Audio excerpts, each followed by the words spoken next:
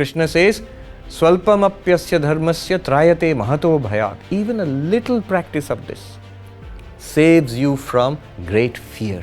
Vedanta has this very broad idea of human life. We are all on the path to spiritual progress. Everybody, with whatever problems that prosperity brings, it's still better than the problems of poverty. Opportunity है, इसीलिए dissatisfaction भी है, but opportunity, the presence of opportunity is better than the lack of choice. The path of yoga is control of the mind. No one can be afraid without permitting fear to enter the mind. So if you focus the attention on one thing, there is that much bandwidth left to focus on fear.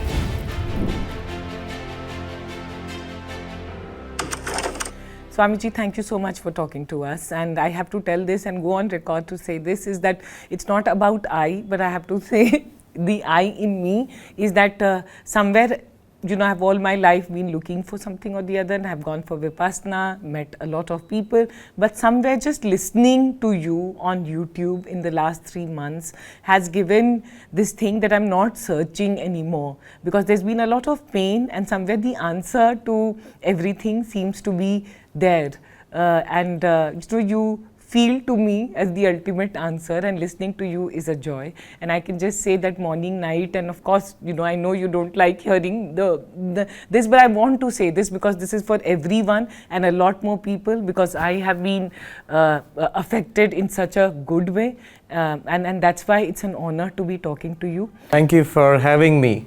And what you are saying, it's true. It's not really me in any way. It's an ancient body of impersonal knowledge, and its blessings is what we are all getting. I'm as much a beneficiary as you are, as everybody else who feels benefited by that knowledge. We're talking about Vedanta, of course, which is an ancient spiritual philosophy based on the Upanishads. Now, there are various spiritual paths. As you said, you experimented with some, you tried out some. So, certain spiritual paths, we find them useful at certain stages in our spiritual growth, and then we move on. Certain spiritual paths are useful depending on our constitution, mental makeup. So you sort of liked Vedanta, it felt real to you, and you feel the benefit of it. Another person at another stage in their spiritual journey might not, tune into it, might not really vibe with it, as we say.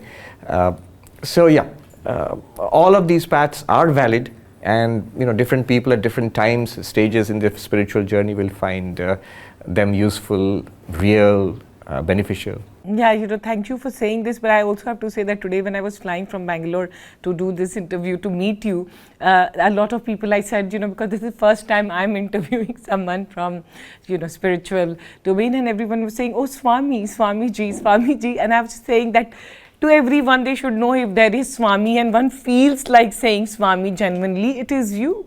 And that brings me to the question I'd love everyone to know. Yes. Swami Ji, is your journey, because you are also an MBA, and if you can take us through what got you to pursue this path. I know people are curious, and it's a natural curiosity, but what happens is, as monks, we generally don't speak about our background. So I sort of do a compromise, and I say some things at least about the background. I understand the curiosity, especially out there in the West, when people want to interview me. It's very natural for them to ask about the personal journey of the teacher. So I guess, I grew up in a small town. It's no longer so small, Bhubaneswar, on the east coast of India in Orissa. And my parents were devoted, they were close to the Ramakrishna Mission. So I sort of grew up coming to the ashram, especially reading books on Vivekananda at my home, and meeting the monks. It's not that I really spent much time talking to the monks. I was quite shy as a little boy. Not really shy, but I was more bookish. So I was introduced to it at a very early age, and it seemed real to me from the very beginning. Even when I was a little kid, I don't know what I understood in reading Vivekananda, but I would, gobble up those books. I would read those books, and I liked it. And as I grew up, this seemed more and more real, and I felt I should pursue this. If it is true that God exists, if it is true that spiritual realization, enlightenment, whatever you call it, is possible, then that's the life I want for myself. And that's how. And education, what you mentioned, the MBA, all of that happened as a part of that journey, which I wanted to complete as soon as possible and start my real journey, which for me was this monastic life, this spiritual quest. Yeah, and I want to ask you about, there's this wonderful talk which I would recommend everyone should watch on Bhakti Yoga that you've spoken about, and about love and devotion.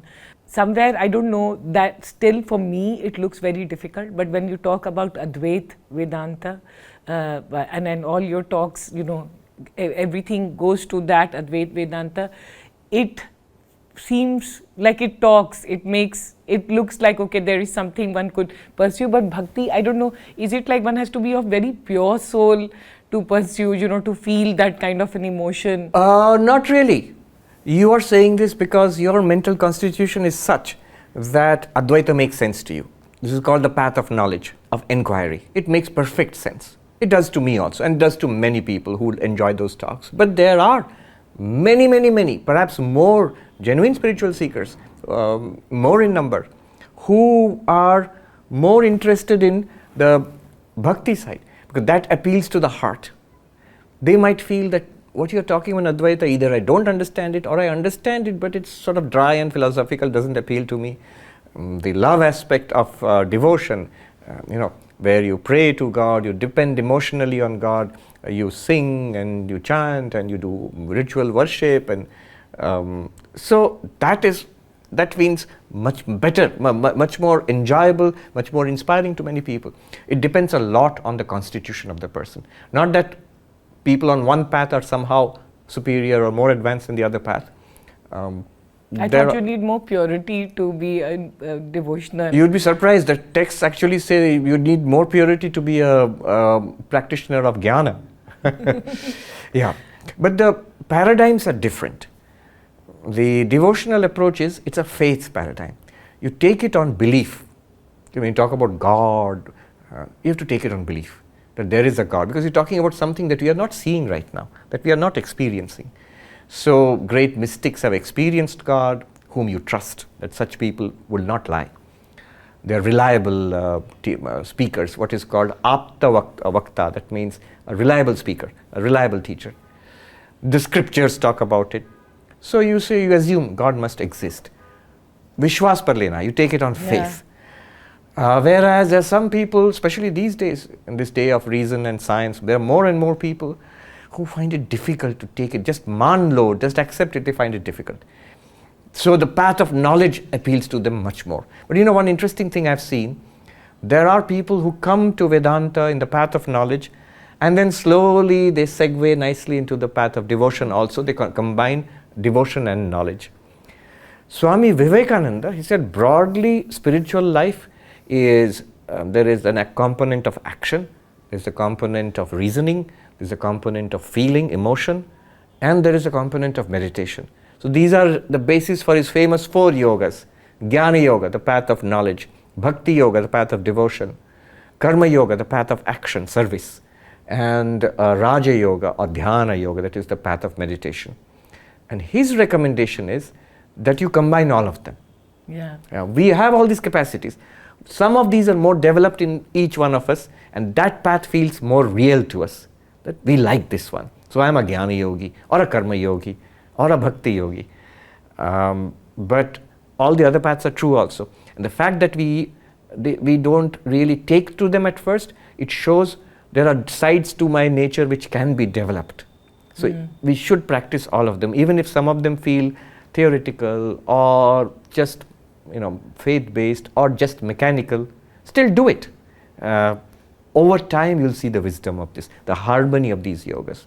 Swamiji, there's a very funny thing, like today when I was coming from Bangalore flying to meet you, I have a very huge turbulence phobia of death, fear of death, and it was very bad And then I thought, oh, and I've been reading Raja Yoga. So I was like imagining Swami Vivekananda and I was imagining Swami Sarvapriyananda. And I was thinking both of you like, oh, I'm not going to die because I have to do this interview, so I'm not. But there's this fear. And one feels very calm, but in the face of, situations, all the practice disappears. I think this is my story, but I'm sure everyone watching has something or the other. What would you tell all of us? Yeah. Fear of flying, just notice. Others don't have it. No one. Not no one. Many people do. Around me, everyone was laughing. Yeah, exactly. So that means it's something in my mind. And it is coming in my mind because of certain set of beliefs. That, oh God, something terrible is going to happen. Oh God, I'm going to die. This is the end. And then fear sets in, terror sets in.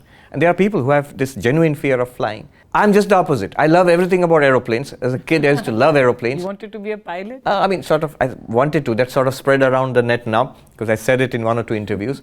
It's not that I actually took any concrete steps to be a pilot, rather than reading lots of books in those days about aeroplanes and finding out whatever I could in those days. That's all. I used to love aeroplanes. So if there's turbulence, I enjoy it. It's fun. Now, the idea there is, so something happens and then we react to it. Suppose the plane shakes and we react in terror. In between is a belief system. And if I see that it's actually in my mind, it's coming from my beliefs, I need to challenge that. How many planes crash due to turbulence? Almost never. Almost never. Crossing the road in Gurgaon is more dangerous than turbulence, flying through turbulence from Bangalore. And then Vedanta, the spiritual paths, all of the yogas, they strengthen us. The more selfless we are through Karma Yoga, the more we worry or we feel for others, and my own little problems become smaller. Yeah. The more we have bhakti, devotion to God, the more we rely. I genuinely believe the Lord exists and will do the best. So the moment I feel scared, unhappy, for whatever reason, I run straight to God, mentally. The path of yoga is control of the mind. Fear is in the mind. No one can be afraid without permitting fear to enter the mind. So if you focus the mind on something, for example, your mantra, or anything, or the breath, whatever it is, attention is only limited. So if you focus the attention on one thing, there is that much left, bandwidth left to focus on fear. So you will have to give up the fear in the mind in order to say focus on the breath or the mantra or on your Ishta Devata. And the Jnana approach in Vedanta tells you this is an appearance in consciousness, plane, turbulence, body, crash, no crash, whatever it is, hopefully no crash. But all of that is an appearance in consciousness which is completely unaffected by the appearances. All of these methods work. All of these methods work. Swamiji, my question is, I feel of course today I cannot say about the turbulence and I'm working on it, but everything in my life seems to have changed since I have been listening to your talk on YouTube. And a lot, and I can feel it on a level. Seva bhavna, आप जो भी बोल रहे हैं, मैं practice करती हूँ और change देख रही हूँ. And then today I wanted to also interview you because I really want this to spread to a lot of people.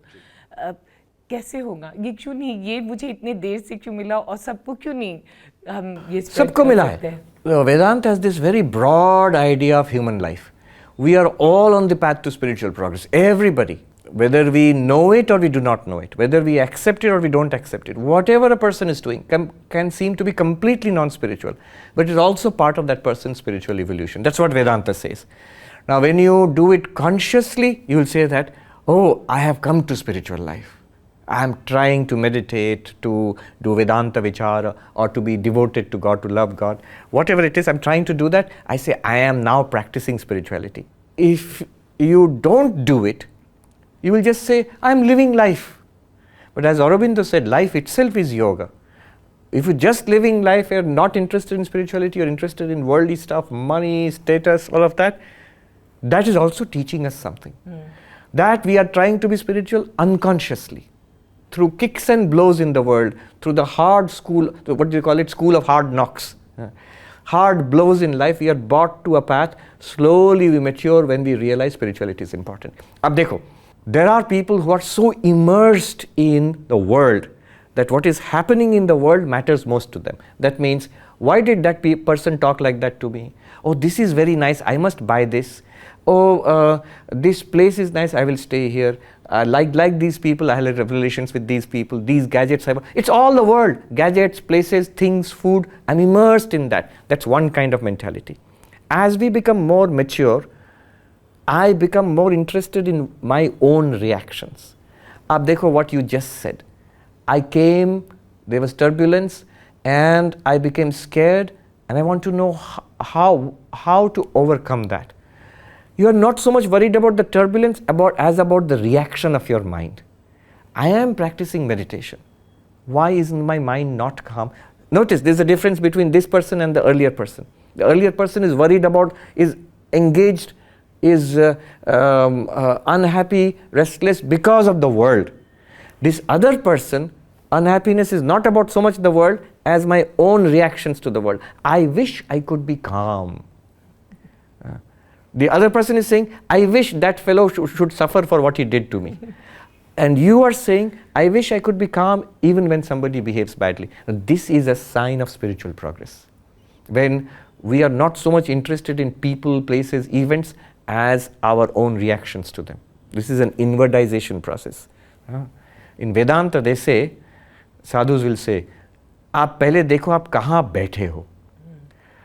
If you are so much engaged with the world, आप देह में बैठे हो. You are sitting in the body. You are identified with the body, reacting to other people, reacting to a physical world. If you are more worried about your own reactions, why is my mind not calm if I am meditating? Then they will say you are sitting in your witness consciousness self. Sakshi Atma mein baithe ho. Then the mind becomes your object. Earlier, you are identified with the mind and body, the world is your object. Now the world is not so important. Your mind is the object and you are the witness of that. And you want to make the mind a better mind. This is progress. Yeah. There is so much of gratitude for Advaita Vedanta and you as a medium, because you make it so accessible to everyone. I say I enjoy it and I am the first beneficiary of it.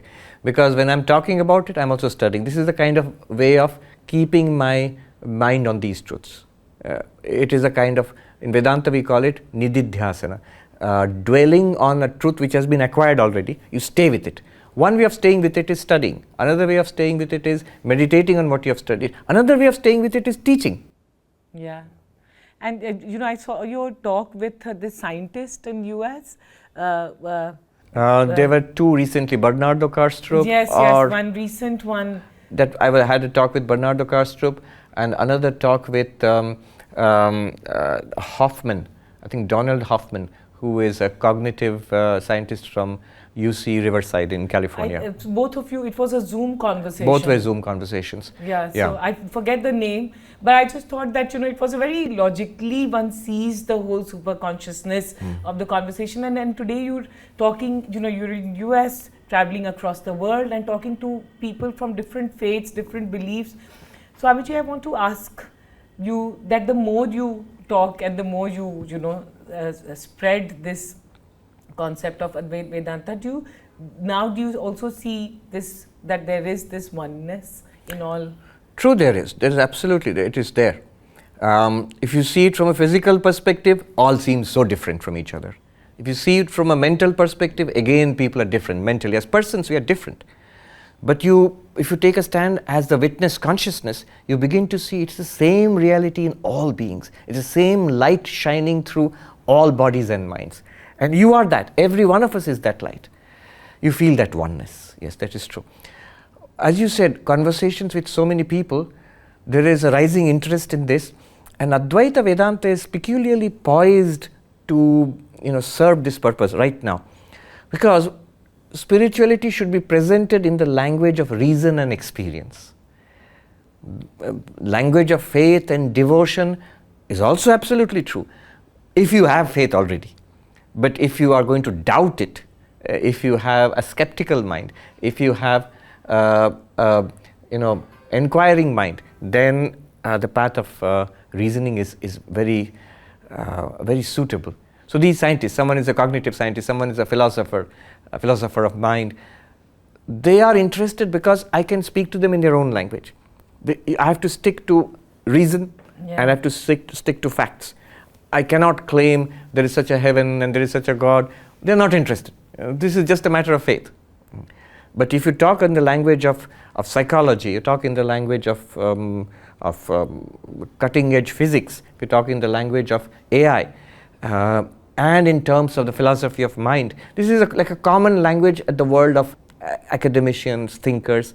You can be a part of that dialogue. Swamiji, what I want to understand is that there are some practices that one follows and they say that, okay, you have to adhere to this practice like this and you don't have to think of anything else or do anything else. But Advaita Vedanta, I thought, is very embracing. It just is very... Well, yes and no. If you go to, say, a traditional Advaita Vedanta teacher, a Pandit or a Swami in the Himalayas, somebody, and you want to go through it the way they have been taught traditionally, they will restrict you. That stay with this knowledge now. Don't get scattered. Focus on this for the time being. Read the Upanishads, the commentaries, think about it, reason about it, meditate on it, and lead a simple, inwardized life. To find the unlimited, you have to take your gaze away from the limited. To realize who am I, the Atma, you have to take your gaze away from the Anatma, the not self. If you're too much involved with the world, this will not work. So that's why these restrictions are there. But the restrictions often become narrow and fanatical. Only my teachings, my books, my path, my religion, everything else is wrong. No, that's not true. There are great people, men and women of great character and saintliness in every religion. In Hinduism, we have such a tremendous diversity, but in each school. So I teach Advaita, which is Advaita Vedanta through the lens of Ramakrishna, Vivekananda, Shradha in our tradition. But there are dualistic schools, Dvaita Vedanta, Achintya Bhedabhed, Vishishta Advaita, so many varieties, flavors of Vedanta, if you will. And in all these traditions, you will find enlightened people, which means they all work. Yeah. So one, and in our order, at least, we are very liberal. So if you want to study books of some other tradition, you're most welcome. You be grounded in your own tradition and expand yourself. If you're a spiritual seeker, know more about the field. Know more of what's on offer and what people have gone through spiritual practices in your own religion, outside your own religion. Draw inspiration from everybody. Take help wherever you can find it. Yeah. But it's good to be grounded in one tradition. You must have some kind of a home tradition. This is now for everyone. Today I meet so many people across the country, and there is this sort of pain that everyone has, something or the other. And there is I don't know why with this whole modernism, there is a lack of fulfillment also. And the richer people I meet, I also feel that they're chasing more and more. There's no, like, who am I to say, but there is this overall, I would say, pain and loneliness. And we all as Indians, I feel, I don't have exposure to the world, but in India, हम अपने दुख के बारे में ज़्यादा publicly बात भी नहीं करते. हम जितने evolve होते जाते हैं तो अकेले में सफ़र भी करते रहते हैं. मैं कहूँगी कि आप सब के लिए, क्योंकि मुझे लगता है मेरी जो सफरिंग है, और मैं बैठ के सच कह रही हूँ कि पिछले कुछ महीने में मुझे लगता है कि मेरी सफरिंग तो बहुत कम हुई है और अच्छा लग रहा है. और लगता है कि, और मुझे, मैं जोक करती हूँ कि सुबह उठती हूँ तो आपका टॉक सुनती हूँ, रात में सोती हूँ. सो आप क्या कहेंगे सबको? What would you say? As you said, that there is an increase in dissatisfaction, pain, loneliness, all these. These are outcomes, these are called the problems of prosperity.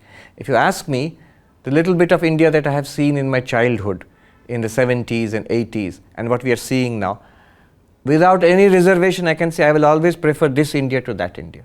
Those who are older, they will always say that they prefer the India today than to the India of the 60s or 50s.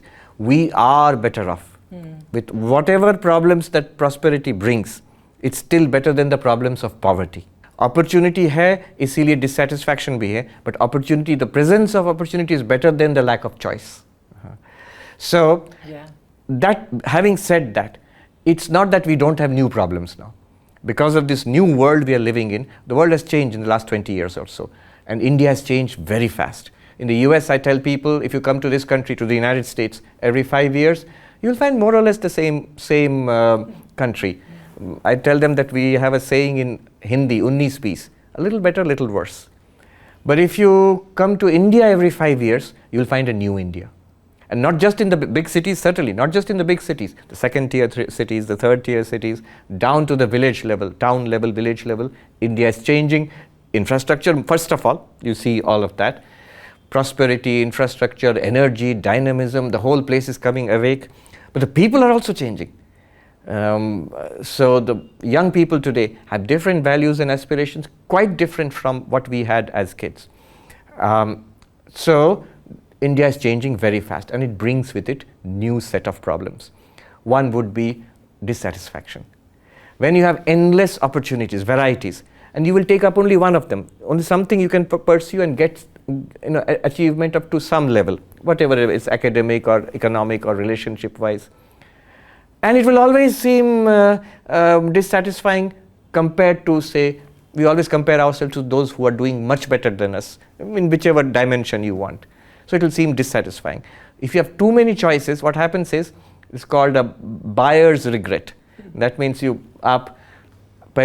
used to get one kind of chocolate, one kind of cereal, one kind of cheese. I remember as kids. Yeah. And now this enormous display is there, which is good.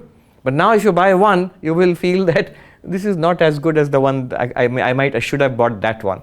Similarly, whatever choices we make, career-wise, relationship-wise, place of stay, all of these, you'll always feel there were other options. This is economics, this is called an opportunity cost. Then there is loneliness, as you said. In England, I heard they have established a ministry of loneliness. I think one sign of prosperity moving towards a first world country is that you will have a loneliness problem, meaninglessness problem. So what is the solution for all this?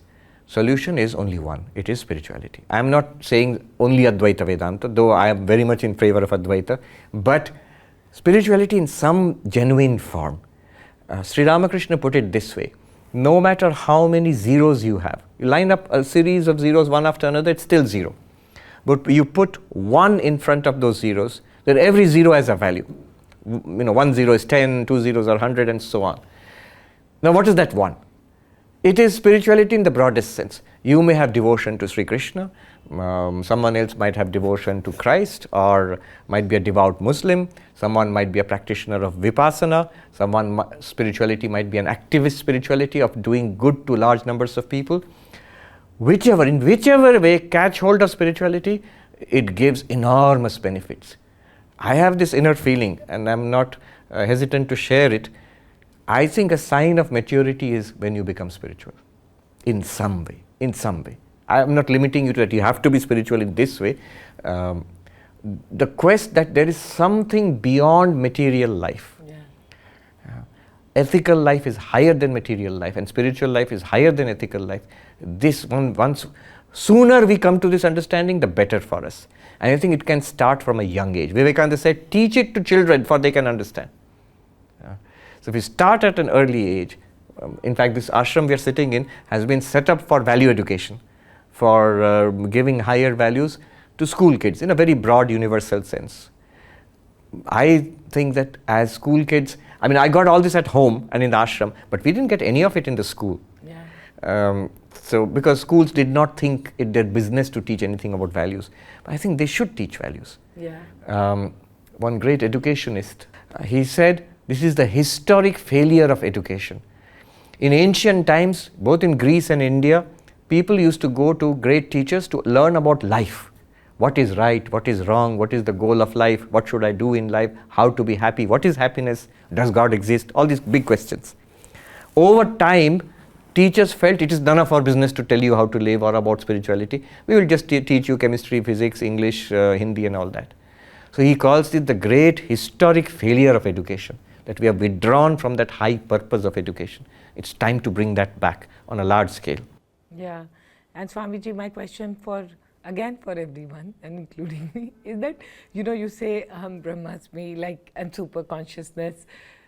This looks like a very long road. And of course, there's a story, Swami Vivekananda says that someone, there's a story, I don't want to get into the story, but he says that someone was told, it will take many, many lifetimes, and he smiled and he said, only this much. To everyone who is practicing, what would you say? I would say, Yes, it's a long road, but don't think it's all or nothing. That it's a long road, I have to go through this and finally at the end of this or many lifetimes I will get the result. No. You will get the result day to day. Every day that you meditate, every day that you pray with devotion and tears in your eyes, every day that you inquire into who am I, you will get result little by little every day. And that's what makes the journey worthwhile. For everybody, anybody who has come on this path, you ask them, are you enlightened? Are you a Buddha or a Vivekananda? They will say, no. Then why do you keep coming to an ashram? Why do you keep meditating? Why do you go to the temple? Why do you do japa? It's because I get a benefit from it. The ultimate benefit of moksha, nirvana, that will come. But first of all, we get regular, continuous benefit from it. So you will get, Krishna says, Swalpamapyasya dharmasya trayate mahato bhayat. Even a little practice of this saves you from great fear. It will rescue you from great fear right now, starting now. Second, the ultimate goal, as you said, long road, ultimate goal of moksha, nirvana, kaivalya, that too is for everybody. In Vedanta, we believe it's not that there will be somebody who will fail. Everybody will get it. May not be in this life. But success is guaranteed. Once you start walking on this path, success is guaranteed. In the words of Krishna, Arjuna asks this question, suppose I don't get enlightened in this life, then is it wasted? He says, never wasted.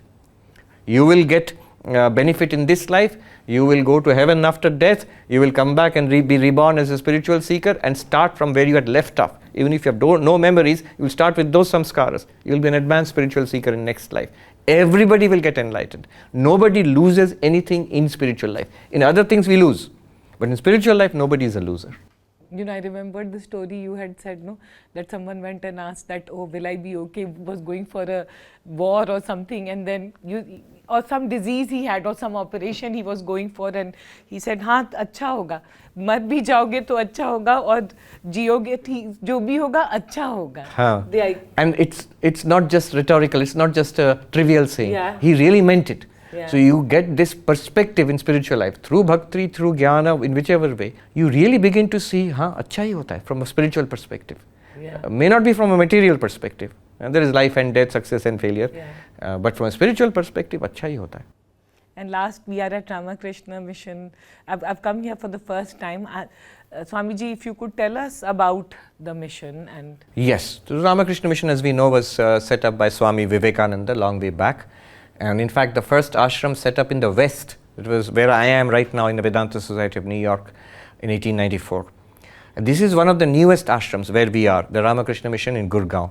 And this is a specialized ashram. It is meant for value education for school children. So here they run what is called an awakened citizen program, where they transmit the values, spiritual values, ethical values, social values, to make good citizens for India, which is of benefit to society, for the country, and for themselves also, to lead more fulfilled lives. And they have designed syllabuses, they have trained thousands of teachers over the last few years.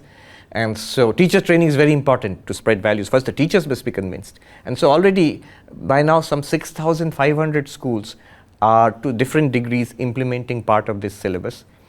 I really wish the government of India, they should take up this one or adapt it accordingly in the new education policy. It's something that should be implemented across the length and breadth of the country. So that's the purpose of this. And I think the credit really goes to one of our Swamis in particular. Of course, there's a whole team, but Swami Shantatmananda Ji, who is in charge of this center, he's the founder. He's the one who built it up from ground up, this center. And he's a passion about this, to spread these values, especially to children across the country. So that's the purpose of the place where we are sitting right now. Yeah, and last, before we conclude, is Swamiji, what drives you? Because you are I interview entrepreneurs mostly and startup founders who are also working round the clock and building large values and businesses. So everyone has a purpose. I'm just saying that you're spreading so much of happiness and so much of, I don't know how to say meaning in people's lives. What drives you? I don't know if I'm really driven. I wish I could do more. Yeah, I am just living this knowledge. And so right now, I am part of the mission, Ramakrishna Mission. The job which has been given to me is to teach Vedanta. So that's what I've been doing. That's my sadhana right now. So that's what I'm doing. As long as our seniors who have allocated me this job, who have assigned me this job, they tell me, teach Vedanta, I'll teach Vedanta. Tomorrow they say, look after the kitchen, I'll look after the kitchen. That might be a disaster for people who are eating, but so whatever work is assigned, we do that to the best of our ability. There was, again, a pilot story. One pilot said, the work that I do, I enjoy it so much, I would do it for free, and so great to be paid for what I am doing. So the pilot, of course, we don't accept salaries or get paid for it, but I'm very happy doing what I'm doing right now. Yeah. Thank you so much. Thank you.